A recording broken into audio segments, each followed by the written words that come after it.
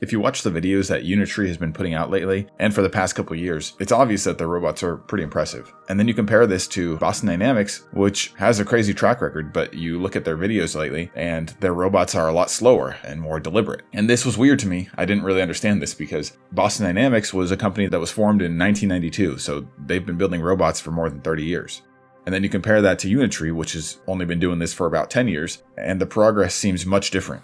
The robots are different. Unitree's robots are way more dynamic and fluid. And I was confused by this because, if Boston Dynamics has this 20-year head start, why are their robots so much slower? Another question I had was, why are Unitree's robots only ever seen doing things like dancing or karate or fighting? Why don't we ever see these robots actually doing something productive or doing work? So I made this video to do some research and figure out what the logic behind that was. If you're only looking at how these robots can move and you judge them based on their movement capabilities, Unitree seems like the clear winner compared to Boston Dynamics. Their G1 and H1, which are their humanoid robots, and then their Go and Go2 and B2, their spot versions basically. These things are all either equal to or superior than Boston Dynamics in terms of how they can actually move around in the world. And Unitree's robots are actually out there in the world doing things. People can buy them and then they take them and have them run around downtown or, do flips or something. And it's obvious that these have moved out of the lab and out of the research site, and now they're actually in the world. But what makes them so much better in terms of movement than Boston Dynamics? Because to me, I always thought Boston Dynamics was like the leader of the robotics development in the world. They've been doing this for 30 years, so you would expect them to have some sort of advantage. And I think that there's like a common misconception that Unitree fakes their demos somehow, or maybe they use AI to enhance the way their robots look in these demos because they're trying to sell to a customer base, so they want their robots to look as impressive as possible. And as far as I can tell, they're not actually faking anything. These robots are real and they're commercially sold to people. Customers around the world are buying them and then testing them out, and the same level of movement and functionality is there. Early adopters who have some money to spend are buying these things to show off to their friends or to learn how robots work. And then you also have labs and startups that are buying the more advanced versions so that they can actually start programming these things themselves to do real-world tasks.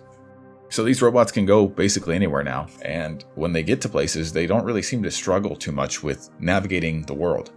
They're able to figure out how to walk around on a city street, even if the street is at an incline, or how to walk on grass. But the real question I had was, besides just running around and giving people high fives, what can these robots actually do? So what I learned after doing some research is that really there's one key difference between Unitree and Boston Dynamics in terms of their development pipeline. Unitree's primary focus is on robot movement or locomotion. Walking, running, all the way up to dancing around or doing karate or flips. Basically any dynamic movement. That's what Unitree is trying to perfect. And yeah, these robots are all getting sold, but they're getting sold at different tiers. If you look at their lowest price point option, their entry-level option for these robots, the price is crazy. You can get one of the G1s, the smaller humanoid versions, for around $14,000. But you look at what these robots can actually do at that price point, and the functionality is very limited. That $14,000 robot is basically like a walking proof of concept. It can walk from here to there and it can go and shake somebody's hand or, do a flip. But other than that, there's not much for them. Their higher tier robots, which, go all the way up to the hundreds of thousands of dollars, those are the ones that startups and tech labs and everything are interested in buying because those are the ones that can actually be programmed to perform tasks.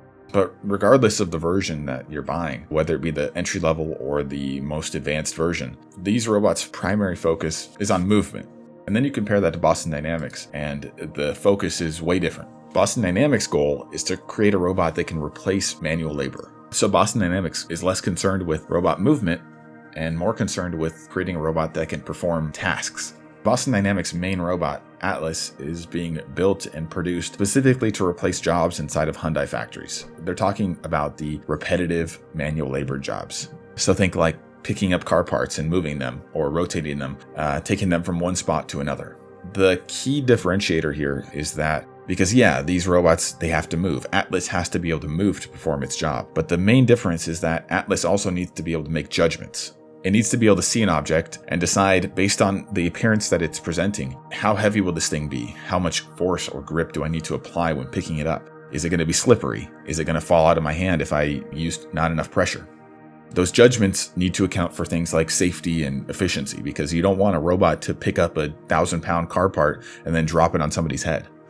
So really what I learned is that Unitree and Boston Dynamics aren't having some sort of robot arms race. They're just building two very different machines that have different purposes. Unitree's goal is movement first, and Boston Dynamics' goal is work first.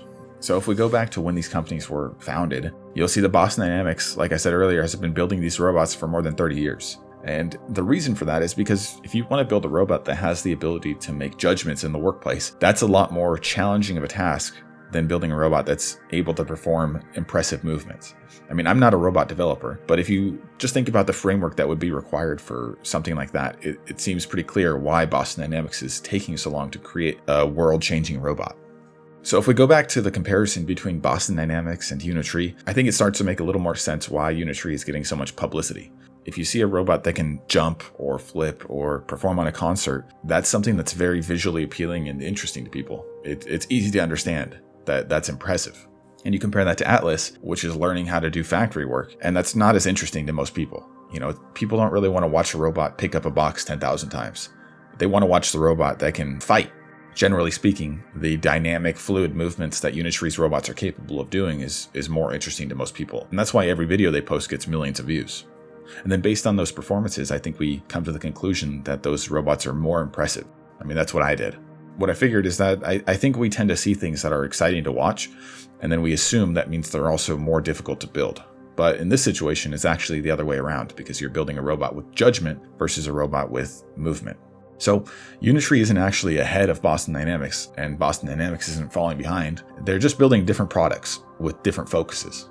Unitree's focus is dynamic movement, and Boston Dynamics' focus is that robot that's able to perform real work. One is more impressive visually, and one is a much harder problem. And once I understood that difference, the comparison between these two companies started to make a lot more sense.